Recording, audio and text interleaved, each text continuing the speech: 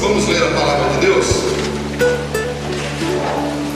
Capítulo de número 28 do livro do Gênesis. Nós vamos ler o versículo de número 10 em diante. Livro do Gênesis, capítulo de número 28, versículo de número 10 em diante.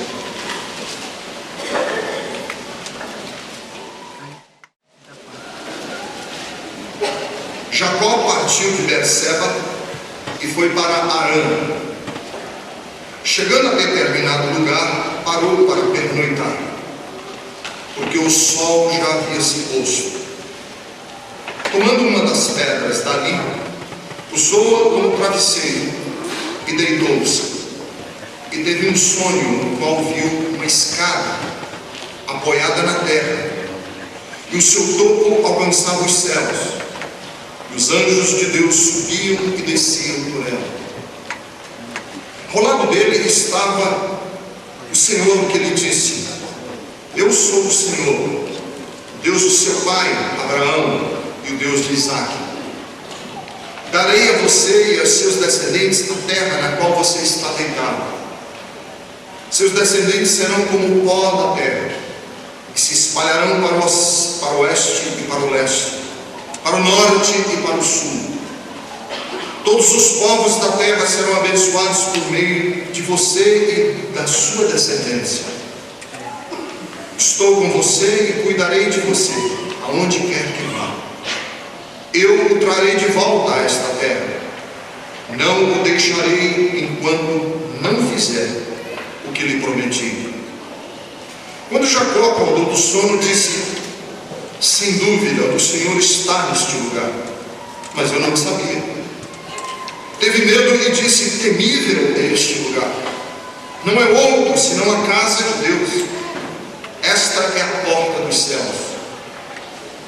Na manhã seguinte, Jacó pegou a pedra que tinha usado como travesseiro, colocou-a em pé como coluna e derramou óleo sobre o seu topo, e deu o nome de Betel àquele lugar, embora a cidade anteriormente se chamasse Luz.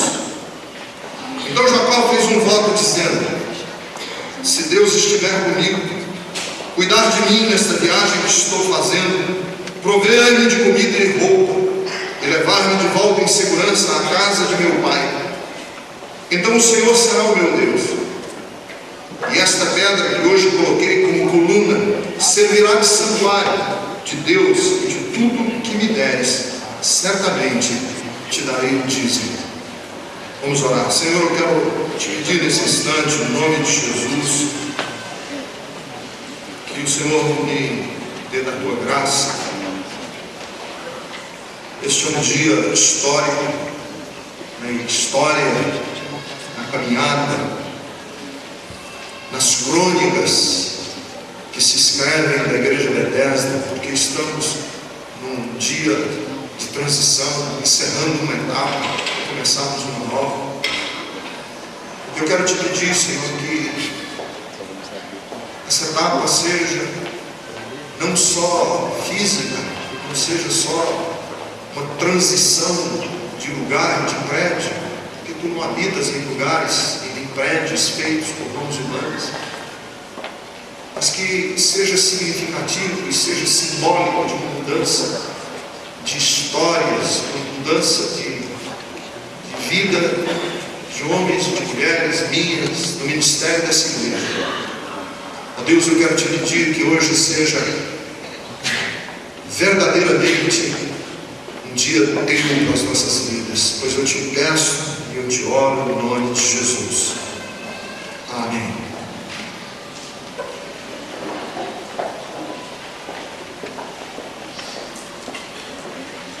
Queridos,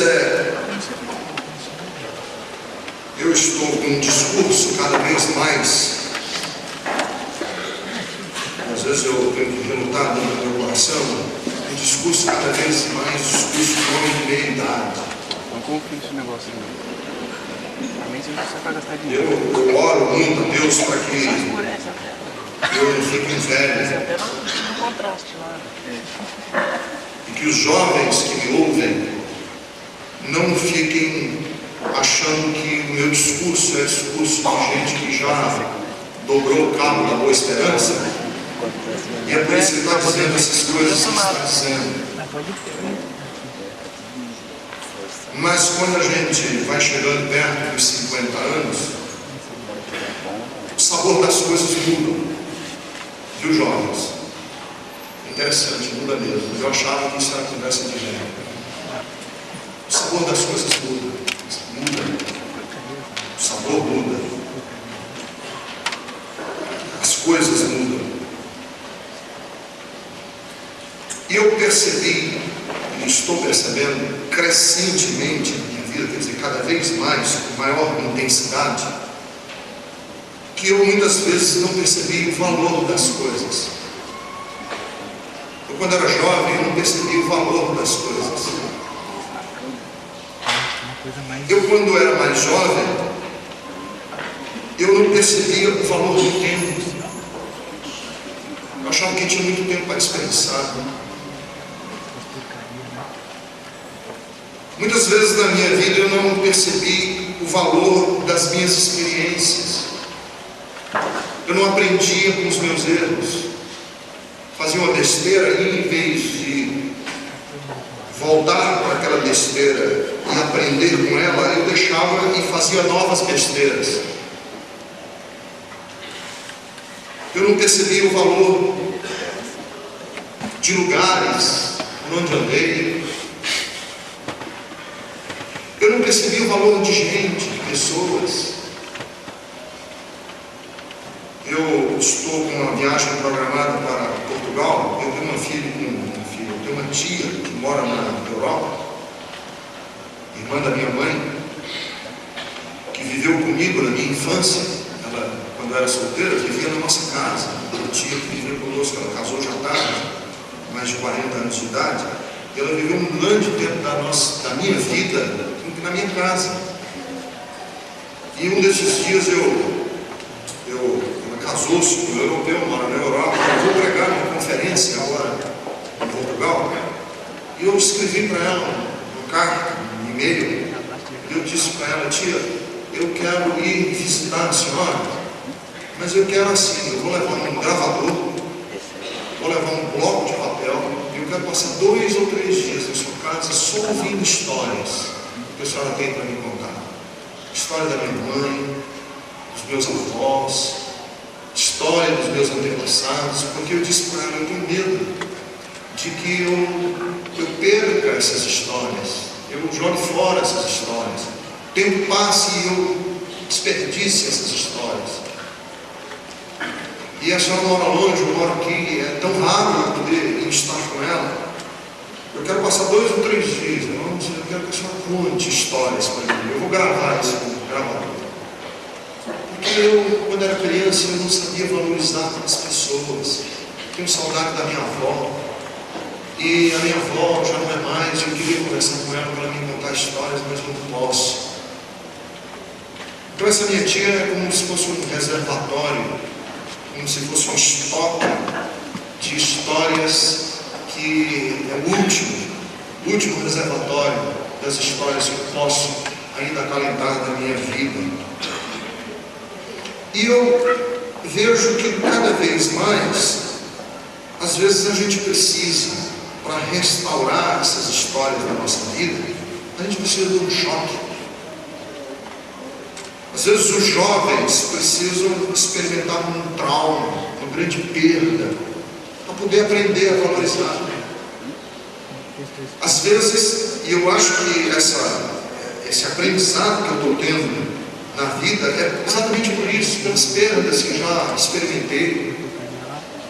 Preguei até uma mensagem aqui na Bethesda sobre perdas. Nós temos que aprender a conviver com perdas, porque à medida que nós vamos na vida, a gente começa a experimentar grandes perdas.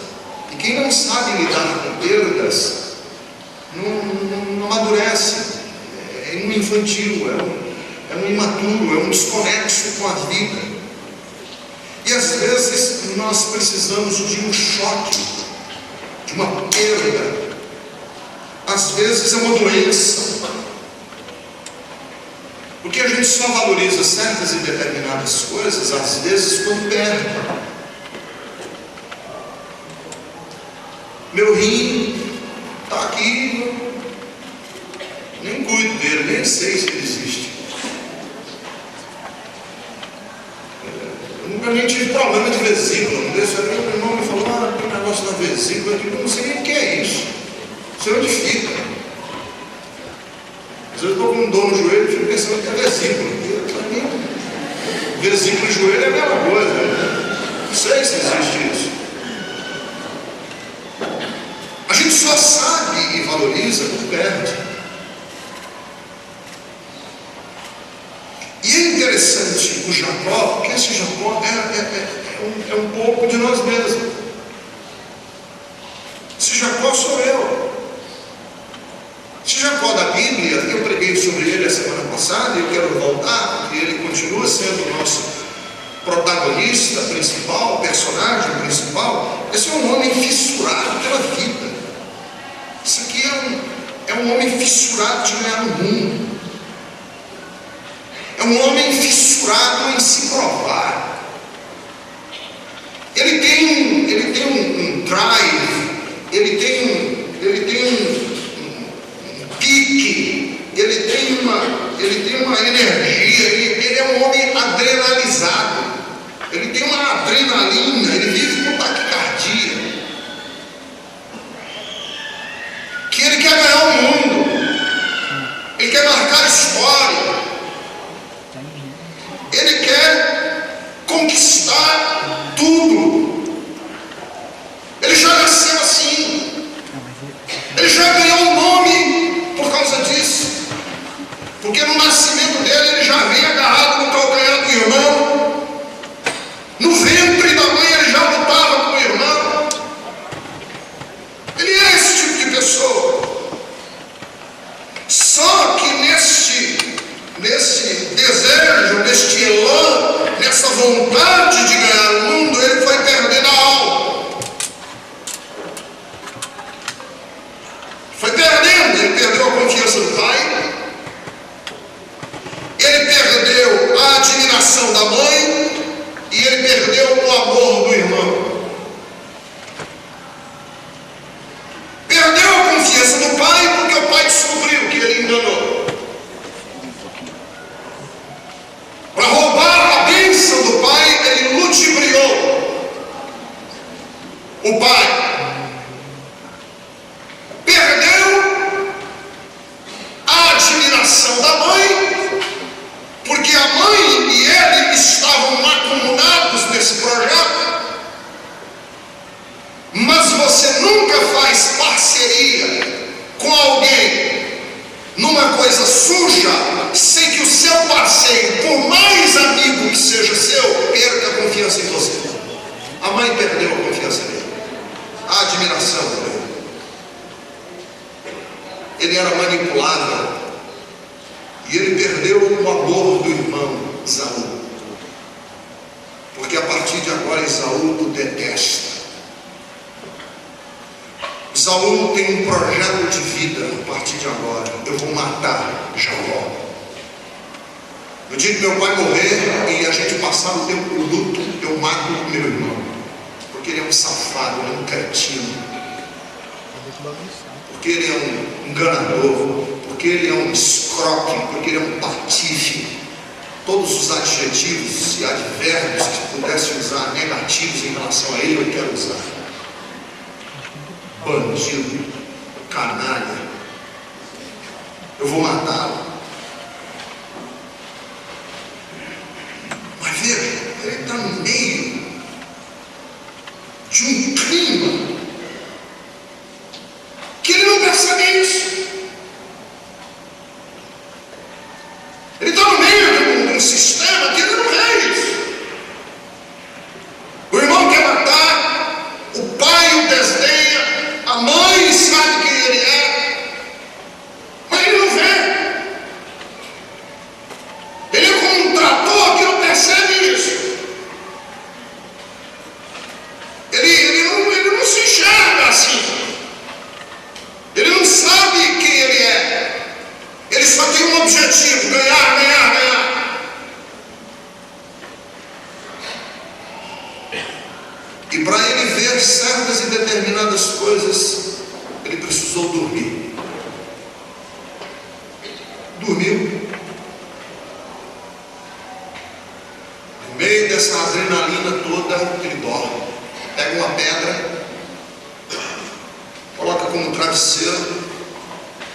nível de estresse altíssimo,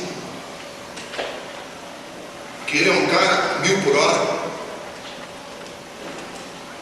Aí ele dorme e ele sonha. E o sonho que ele teve foi muito interessante, enigmático, cheio de enigmas, cheio de experiências dentro desses sonhos estranhos. Ele viu uma escadaria. Na verdade não é escada. Aqui no hebraico eu estudei, consultei a Deus, os melhores estudiosos do hebraico. Aqui não é escada desse tipo. Escada que a gente encosta na parede e sobe. Como se fosse uma escadaria. Imagine um prédio com uma escadaria alta. Ele viu uma escadaria, não é escada de eletricista, é escadaria de catedral, é escadaria de um palácio, as escadarias. E ele viu que essa escadaria era da terra e tocava o céu, e que os anjos de Deus subiam e desciam por essa escadaria, e que Deus estava ao lado do topo da escadaria. Na minha versão aqui da NVI diz que Deus estava do lado do Jacó, mas nas melhores versões hebraicas é que Deus estava do lado do topo da escadaria, em cima da escadaria, acima da escadaria. E Deus falou com ele, e os anjos de Deus subiam e desciam por essa escadaria. E Deus falou com ele e disse: eu sou o Deus de teu pai Isaque e o Deus de teu avô Abraão. Lugar onde você está deitado eu vou dar a você. Seus descendentes serão como o pó da terra, vão se espalhar do leste ao oeste e do norte ao sul.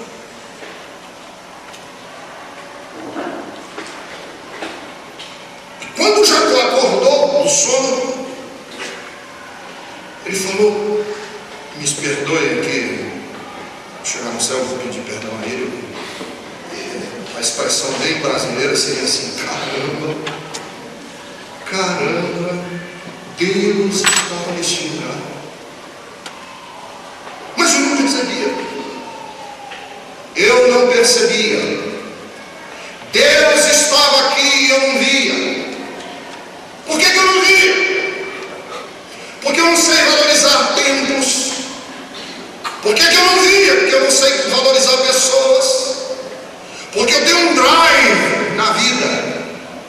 Ganhar, ganhar, ganhar, que eu não percebo coisas. Deus estava aqui e eu não via. Que lugar terrível. Lugar da presença de Deus. Inclusive eu vou chamar esse lugar de Bet-El. Bet significa casa, El, Deus. Aqui é a casa de Deus. Aqui é a porta do céu.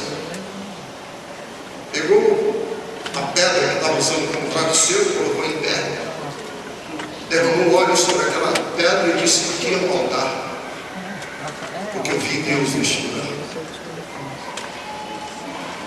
Acordou e voltou a ser o velho Jacó de sempre.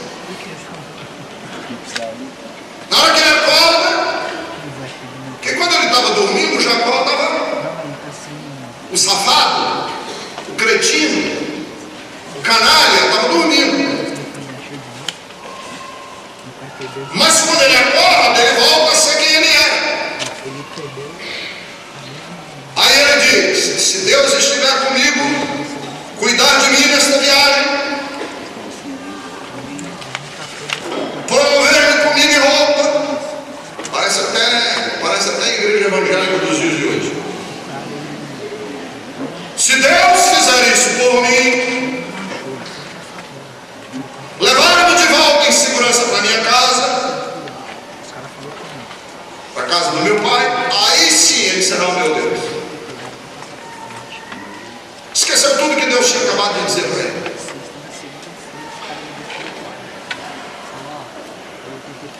E esta pedra que eu coloquei vai ser altar de Deus, e eu vou fazer o seguinte: à medida que ele for me prosperando, eu vou dando dízimo. Diga se não parece uma igreja evangélica brasileira nos dias de hoje.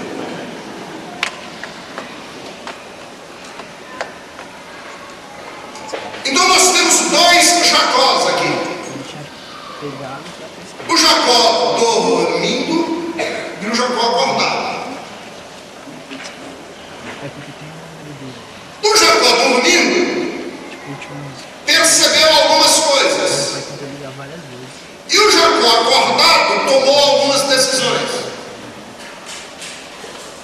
O que foi que o Jacó dormindo percebeu? Primeiro, ele percebeu que o céu e a terra tinham mais comunicação do que ele imaginava. Primeira coisa que ele percebeu: céu e terra têm mais comunicação do que ele imaginava. Porque ele viu uma escadaria, e essa escadaria tocava o céu e a terra, e os anjos de Deus subiam e desciam. Primeira coisa que ele percebeu, e que ele não sabia, e a razão pela qual ele não sabia é porque ele era um superativo, porque ele era um homem adrenalizado e ele não conseguia ver isso. E quem é adrenalizado na vida não vê esse tipo de coisa. Está obcecado em ganhar dinheiro, está obcecado em ser bem sucedido, está obcecado em ser um sucesso, está obcecado em ser famoso, está obcecado em dar certo. Ele não percebe isso. Por quê? Que céu e terra têm mais em comum do que nós imaginamos. E que essa ideia que nós temos de que o meu lado profissional é o meu lado profissional e a minha vida espiritual é a minha vida espiritual, e os dois não se comunicam, isso não tem nada a ver. Que não existe, na verdade, essa ideia que nós temos, que é uma ideia vinda da modernidade, do iluminismo e da renascença europeia, que é o quê? Que existe o espaço público, e o espaço público é o quê? É aquilo que a gente ganha, é onde eu ganho a minha vida, onde eu trabalho, onde eu ganho meu dinheiro, onde eu me relaciono profissionalmente. Isso é a minha vida pública. E eu tenho o meu espaço privado, e parte do meu espaço privado é o meu mundo espiritual. Quer dizer, o que acontece na Bethesda no domingo não tem nada a ver com a segunda-feira, e o que está acontecendo na segunda-feira não tem nada a ver com a minha vida aqui dentro. Somos duas pessoas, dois mundos que não se entrelaçam. O mundo espiritual da Bethesda, legal, bonito, maravilhoso, a gente canta, se arrepia, acha legal, acha bonito, tem experiências com Deus, encerra quando passa pela porta, porque quando eu passo pela porta eu volto para o meu mundo real, e o mundo real é esse mundo tangível, que eu pego, esse mundo das coisas concretas, esse mundo com o qual eu me relaciono com pessoas de verdade, porque aqui na Bethesda a gente se relaciona com Deus que ninguém pega, com anjo que ninguém vê, que a gente se relaciona com o mundo etéreo, a gente se relaciona com o mundo que não existe. Aí a gente sai desse mundo e vai para o mundo real, das coisas, e a gente diz o seguinte: as duas coisas não têm nada a ver uma com a outra. E isso é parte da nossa vida de Jacó, porque quando a gente percebe, sabe que o mundo espiritual se mete sim no nosso mundo material, e no que a gente faz no mundo material tem sim desdobramentos no mundo espiritual, e que os dois não são desconexos, que o Deus que nós servimos não é um Deus que fica escondido há 35 bilhões de anos-luz num canto escondido do universo. O Deus que nós servimos é um Deus que está aqui, e que os anjos de Deus estão aqui, e que nós estamos afetando o mundo espiritual, porque Hebreus capítulo de número 12 diz que nós estamos rodeados de uma grande nuvem de testemunhas, e o que a gente faz aqui é um espetáculo para os anjos, e o que os anjos fazem lá alteram a gente aqui, e que existe uma escada sim entre esse mundo e o mundo de lá. Que o Deus que a gente serve não é um Deus distante, frio, ele está aqui hoje. Jesus disse: quando estiverem 2 ou 3 reunidos em torno do meu nome, estou lá no meio deles. Eu não posso mostrar para você, porque essa é uma percepção espiritual. E você que está tão dominado pelo espírito de Jacó, de ganhar, ser o melhor, você não vai perceber isso nunca. Talvez seja preciso um dia você levar um choque, ou sofrer uma grande perda, ou dormir, para que você veja que o mundo espiritual tem sim conexão com o mundo material, e que o mundo material tem sim influência no mundo espiritual. Aliás, essa palavra sobrenatural é uma palavra desconhecida, inclusive, dos judeus. Na cultura judaica não existia essa palavra sobrenatural. Ela é uma palavra posterior. Essa é uma palavra que só surge uns 400 ou 500 anos depois de Cristo. Essa palavra sobrenatural. Por quê? Porque nós vemos o mundo como um mundo natural fechado. E o que a gente chama de sobrenatural está desconexo do mundo fechado. Então é sobrenatural, quer dizer, fora do natural. E o que Jacó percebeu é que o sobrenatural é natural. E que o natural é sobrenatural. E que os dois se confundem. Que existe uma escada que liga o céu e a terra. Em outras palavras, o que você faz afeta a eternidade. E existem sim influências da eternidade no nosso agir hoje. Anjos de Deus sobem e descem. Existe operação divina sim, milagres sim, operação sobrenatural de Deus sim, porque o sobrenatural visita o natural e se mete no nosso meio. E nós somos tocados sim pelo mundo espiritual. Então às vezes tristezas que a gente não sabe de onde vem,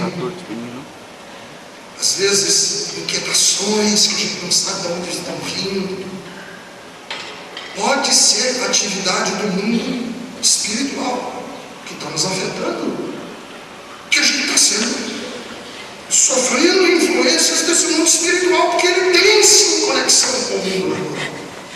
Alegrias, júbilos, gente cheio de um gozo inexplicável. Que gozo é esse? É do mundo espiritual que está me influenciando. Às vezes, medos que eu tenho vêm desse mundo espiritual. Então, existe sim muita atividade no mundo espiritual que nós não percebemos. E o Jacó não percebeu. Ele só percebeu na hora que ele dormiu. Segunda coisa que ele percebeu é que não adiantava ele se debater. Havia um propósito eterno. Era como se Deus, ele dormiu e Deus disse: Jacó, deixa eu dizer uma coisa para você. Eu vou te dar essa terra. Terra que você está dormindo, eu vou te dar. Não é pelo que você faz, não precisa se debater. Eu vou dar para você. Não precisa você se inquietar, não precisa se chutar, você não precisa magoar os outros, você não precisa ferir os outros. Eu vou te dar, cara. Porque às vezes nesse nosso afã de querermos ser, nós vamos magoando os outros. Às vezes nesse afã de possuir, nós vamos atropelando as pessoas à nossa frente. E Deus está dizendo assim: para com isso, eu quero te dar. E eu vou te dar não é porque você é bonzinho, eu vou te dar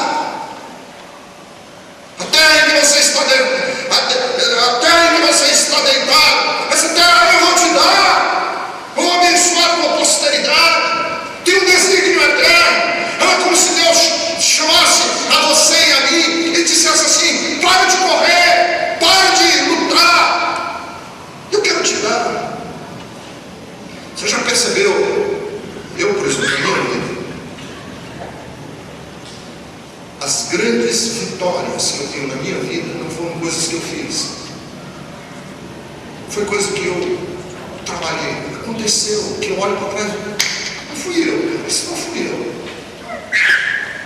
Desses dias uma pessoa chegou para mim aqui na Betânia e falou assim: pastor, olha, Deus está abençoando vocês com esse novo prédio, porque o pastor, você merece, você é um visionário. Aí eu falei para as pessoas: irmãos, não fui eu. Na verdade, esse negócio está acontecendo, nós estamos nos mudando para cá, não fui eu tenho consciência disso.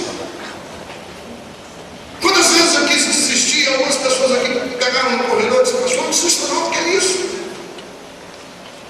Que na verdade nesse processo todo eu estava morrendo de medo, acovardado num canto, sem saber o que fazer. Era como se Deus dissesse assim: não é por você,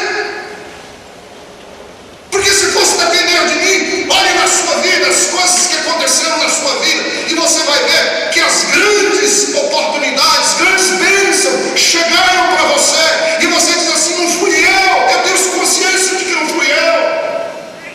Porque é isso que Deus quer dizer para Jacó, e dizer: Jacó, eu estou contigo, é graça, não é de quem quer nem de quem corre, é de quem Deus usa de misericórdia, é da minha conversão, eu tenho consciência disso. Foi Deus, porque a primeira vez que pregaram o Evangelho para mim, a primeira vez que me apresentaram a mensagem do Evangelho, eu era um adolescente, eu não queria saber, eu queria curtir a vida, e os meus amigos me evangelizaram bem próximo do carnaval, e eu falei para ele: cara, deixa eu te perguntar uma coisa, para ser crente tem que deixar de brincar o carnaval? E ele disse: tem. Eu fui para casa, maldito dia que eu fui ouvir essa mensagem. Para que eu fui ouvir esse negócio? Eu devia ter adiado pelo menos uns 4 meses mais. Porque agora eu sei que é verdade, mas eu quero ir brincar o carnaval. Que eu brincava lá no Bloco dos Piratas. Fantasia com pirata, e a gente ia no Bloco dos Piratas. E eu queria tanto ir no Bloco dos Piratas. E os meus amigos disseram: não, agora você é crente, pode mais. Eu dizia: mas para que eu fui ouvir? Eu não devia nem ter ouvido esse negócio. Quer dizer, na verdade, eu fui um convertido hesitante. E quando eu olho para trás, eu digo: Deus, foi a tua graça que me alcançou. Foi a tua graça. Se não fosse o teu Espírito ter assistido comigo, não ter, Deus podia ter dito: você quer trocar tudo que eu tenho para você para brincar no Bloco dos Piratas? Então tá bom, fica com os piratas. Que Deus me tratou como um adolescente inconsequente, e disse: eu não vou ficar ouvindo as besteiras desse negócio. Tenho mais coisas para o Senhor. É isso que Deus está dizendo para Jacó: Jacó, eu não estou vendo essas besterol que você está vendo. Eu estou vendo não você, eu estou vendo um homem que você pode se transformar. Eu estou vendo o potencial de você. Porque na verdade Deus não apenas nos vê, Deus nos vê no que Ele pode nos transformar. E dizendo: é isso que eu estou vendo em você. Eu estou apostando em você. Eu aposto em você. E a terceira coisa que o Jacó percebeu, só porque estava dormindo, porque se tivesse acordado ele não tinha percebido nunca, é que a casa de Deus é todo lugar. A casa de Deus é todo lugar. Ele estava no erro, ele estava no meio de lugar nenhum. Vocês imaginem o mundo como devia ser há 7.000 anos. Estamos falando de 7.000 anos atrás. Não tinha nada. Era no meio de lugar nenhum. No meio de lugar nenhum. Imagina, não tinha internet naquela época. Nem telefone celular, nem carro, nem estrada, nem McDonald's, nem nada. Era lugar nenhum. E aí ele tem um sonho e ele diz: aqui é a casa de Deus. Você sabe por quê? Porque casa de Deus não é um lugar. Casa de Deus é todo lugar. Inclusive eu queria dizer para você o seguinte: aqui não é casa de Deus. Casa de Deus, aqui só será a casa de Deus se a casa de Deus for todo lugar. E se você não encontrar Deus em todo lugar, você não encontrará Deus aqui. Preciso dizer, ele disse: aqui é a casa de Deus, Betel, que significa casa de Deus. O que é casa de Deus?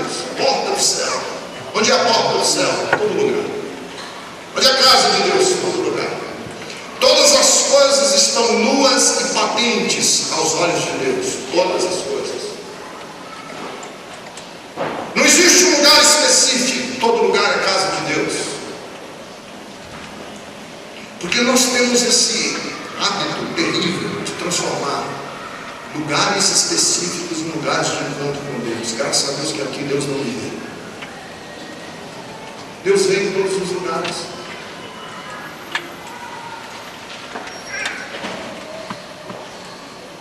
Tem um rapaz lá na Bethesda de Fortaleza que foi adulterar num motel. Estava lá no motel. E aí, quando eles estavam lá deitados, a mulher que estava foi colocar o rádio. E na hora que foi colocando o rádio, passou por uma rádio evangélica. Ele disse: aí não.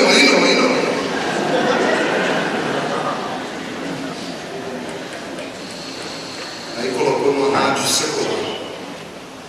Ele colocou numa rádio secular, o pastor Alisson estava fazendo um jingle de uma propaganda secular, que nem era propaganda nada, era uma propaganda secular. E ele lá com a mulher e o pastor Alisson falava na propaganda alguma coisa do tipo: eu estou bem perto de você. Era uma loja que dizia: nós estamos bem perto de você.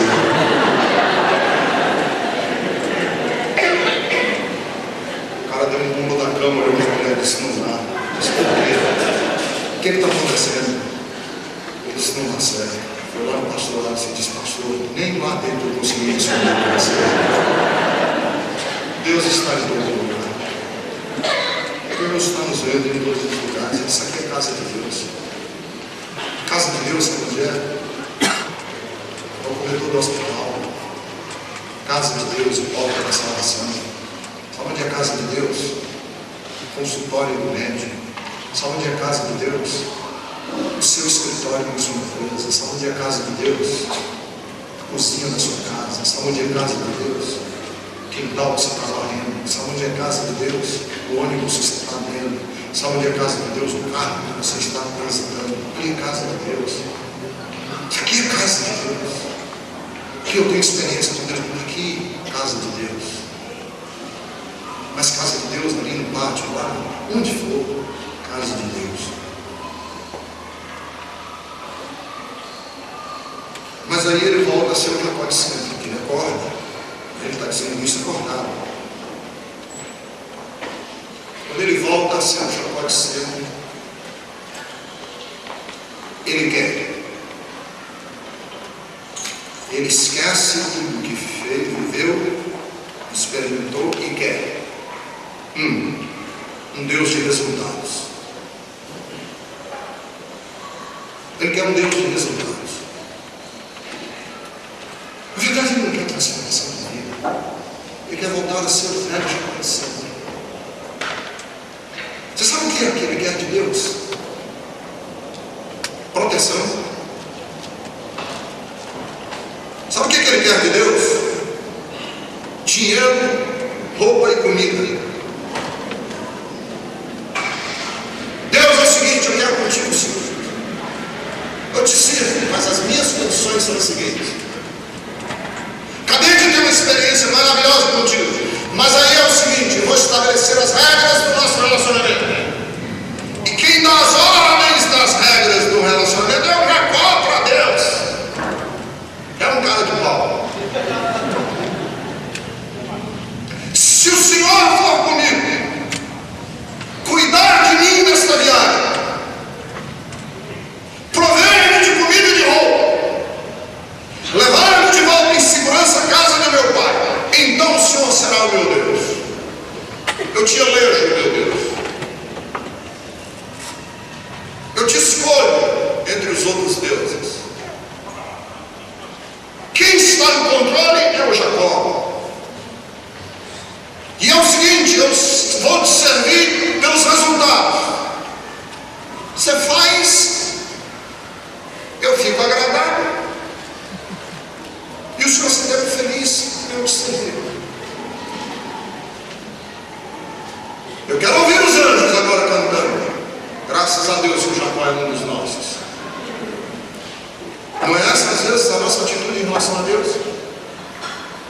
Ai de Deus, se Ele não fizer o que a gente quer. Ai de Deus, se Ele não fizer o que a gente acha que Ele tem que fazer no papel de Deus. Algumas pessoas me perguntam: você não se revolta contra Deus quando isso? Me revoltar contra Deus? Existe uma igreja aí que está ensinando os crentes a perdoarem Deus.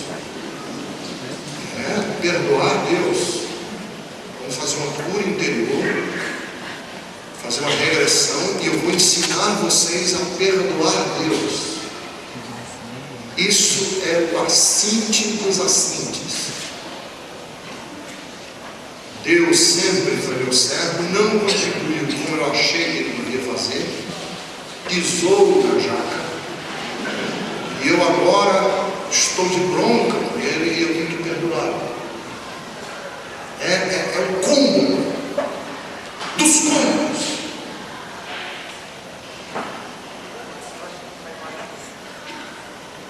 Porque, em segundo lugar, ele queria servir a Deus por seus benefícios. Ele não queria servir a Deus por quem Deus é. Ele só vai ter uma experiência poderosa com esse Deus mais lá na frente, quando no capítulo 32, versículo 22, ele é transformado de Jacó em Israel. Ele tem uma experiência com Deus, em que ele sai mancando da perna, ferido na perna. E aí, quando ele sai daquela experiência, mancando da perna, aleijado no seu ego, aleijado na sua autoestima, ferido na sua soberba, é que ele é príncipe com Deus. Até então ele é o safado que quer manipular tudo, todos, quer ganhar de tudo, de todos, inclusive de Deus. Ele quer servir a Deus não por quem Deus é, ele quer servir a Deus por aquilo que Deus dá. Queridos, as bases de nós servirmos a Deus não é o que Deus nos dá. As bases de servirmos a Deus é por quem Deus é. É o caráter de Deus. É conhecer quem Deus é. Independente do que Ele vai me dar. Independente de qual seja a minha sorte. Independente de qual seja o meu futuro. Não é isso que está em volta. Eu sirvo a Deus por quem Tu és. O Teu caráter é tão excelso. A grandeza de quem Tu és é tão nobre, que vale a pena te servir por quem Tu és. Ainda que não tenha nada, ainda que não haja gado no curral, ainda que a videira minta, ainda que não haja fruto no pomar, ainda que não haja nada, tudo eu me alegrarei com meu Senhor e meu Deus, porque Ele é a Tua pessoa, é a pessoa de Jesus. Por isso é que quando algumas pessoas queriam servir a Jesus, Jesus dizia assim: não, você não está preparado ainda, não vem agora. Aliás, alguns de vocês hoje de manhã não estão preparados ainda, não venham. Não é importante você vir agora, nem precisa você vir agora. Jesus dizia: não, ainda não. Porque a sua base de relacionamento com Deus ainda é de troca. Você quer servir a Deus por aquilo que Ele possa lhe dar. Quantas pessoas já recebi no meu gabinete: pastor, eu estou com um filho morrendo, me ajuda, pastor, me ajuda, pastor. Aí eu fico pensando: esse cara não quer nada com Deus, ele quer salvar a vida do filho dele. Não quer nada com Deus, ele quer salvar a vida do filho dele. Tem gente que está aqui hoje e que está querendo apenas os benefícios de Deus. Eu quero isso. Jesus curou 10 leprosos, só um voltou para ele. Os outros 9, eles não queriam nada com Deus, eles queriam ser limpos da lepra. Estou limpo, esse lixo, não quero nada com Deus. Para o Jacó, eu não quero nada com Deus. Uma senhora que eu encontrei aqui na frente da Bethesda uma vez, chegou para mim e disse: uma pessoa trouxe para que ela visitasse a Bethesda, aqui, esse lugar aqui. Ela disse assim: pastor, eu tenho muita fé, eu consigo tudo que eu quero de Deus. eu falei, era só isso que ela quer com Deus. Conseguir coisas de Deus. Só isso que ela quer. Tem relacionamento nenhum, intimidade nenhuma, compromisso nenhum.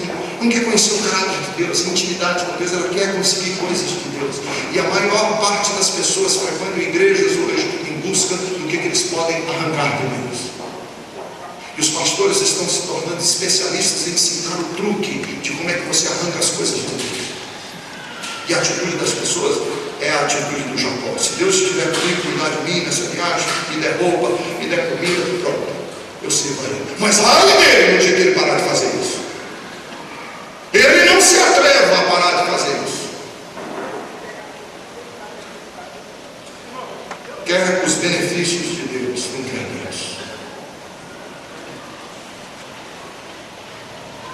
E é complicado isso, porque Jesus disse, olha, você não está preparado. Porque a raposa tem o seu covil, tem a sua toca, os pássaros têm os seus ninhos, mas o Filho do Homem não tem onde reclinar a cabeça. E quem quiser vir após mim, precisa negar a si mesmo. Complicado, não é fácil. Não é uma coisa assim, sou de Jesus. Complicado, é uma caminhada.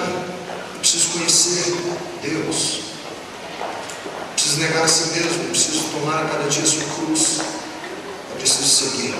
Você está disposto a fazer isso? Não, eu quero. É porque eu estou com um problema aqui nas costas, eu quero só resolver o problema aqui nas costas. Pois então. Essa é a sua base de relacionamento com Deus. Não, é porque eu estou com um casamento ao pastor, o casamento está uma ruína. Eu vim aqui só para resolver o problema do meu casamento. Eu não estou nem entendendo o que você está dizendo. Eu queria saber, me disseram que a gente vem aqui e aí o senhor nos ensina um truque de resolver o problema do casamento. O senhor impõe a mão na nossa cabeça e magicamente a gente passa de casamento destruído para casamento consertado. Não é assim. Isso é propaganda enganosa, mentirosa, inclusive. Se você quer o seu casamento consertado, primeira coisa, esquece o problema do casamento. Isso vai ser uma consequência. Isso é consequência de quem anda com Deus. Isso não é andar com Deus e gera casamentos consertados. Não é isso. Não é por isso, não é isso. É outra coisa. Mas o que é? É perceber o imperceptível. Que o Jacó percebeu, o seu corpo estava dormindo. É ver o invisível. Fiquem perto comigo. Eu quero orar com você nesse instante.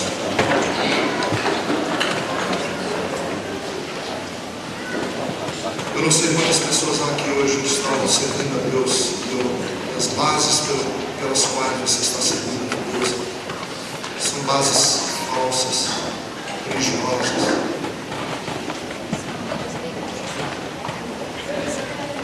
Eu não sei se consegui hoje todo meu esforço e capacidade. Eu não sei se consegui fazer com que você se interesse por ser Deus, por quem Ele é e não por aquilo que Ele possa fazer.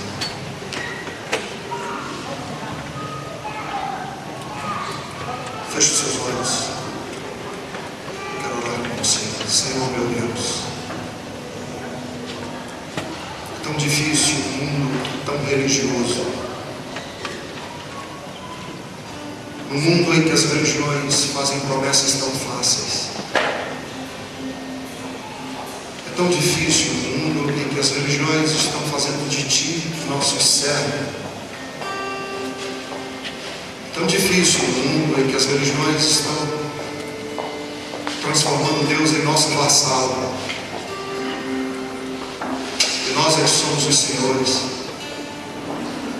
Mostrar que é o contrário. Que privilégio nosso sermos teus filhos. Que te conhecer por nada já nos é tudo. Que se não houver nenhuma consequência de desdobramento, só o fato em si de conhecermos um Deus Todo-Poderoso já vale a pena. já vale tudo. Vale queimarmos os nossos ídolos, vale destruirmos com a nossa prepotência, vale jogarmos fora todas as coisas e considerarmos espelho pela excelência do conhecimento de Cristo. Vale. Tu és melhor do que todo ouro, Tu és melhor do que toda riqueza, Tu és melhor do que toda saúde, Tu és melhor do que todas as coisas, Tu és melhor. E nós queremos Te conhecer apenas por quem Tu és. Quando as cabeças estão baixas, os olhos estão fechados. Talvez você esteja hoje aqui de manhã e as bases do seu relacionamento com Deus está tão torto, está tão desvirtuado, e você quer hoje se jogar aos pés de Jesus e dizer: Senhor, eu quero Te amar, eu quero ser Teu, eu quero Te conhecer, eu quero conhecer-Te não por aquilo que Tu possas me dar, mas por quem Tu és. Se você é esta pessoa hoje de manhã aqui, se Deus tem falado com você, eu vou pedir o grupo de louvor que cante a próxima canção. Enquanto estivermos cantando, eu quero que você venha cantar de joelhos na presença de Deus, dizendo: eis-me aqui está a minha vida, meu Deus. Venha em nome de Jesus, eu quero orar por você nesse instante.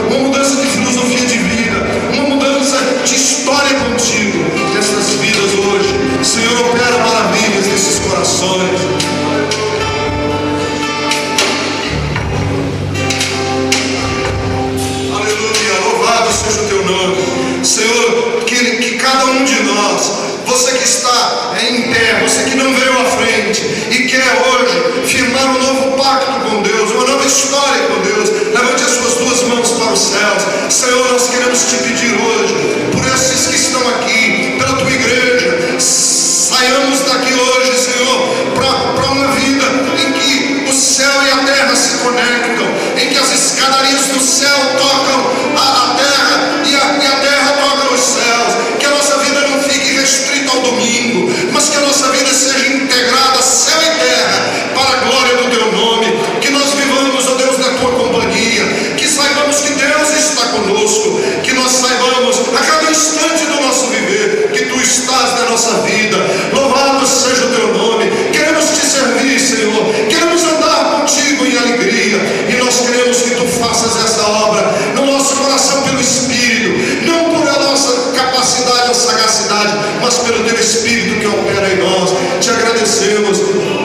te louvamos, no nome de Jesus, no nome de Jesus que vive e reina, que é Senhor dos senhores. Você que está de joelhos, fique em pé e cantemos todos juntos nessa hora, dizendo para Ele: aleluia, Senhor.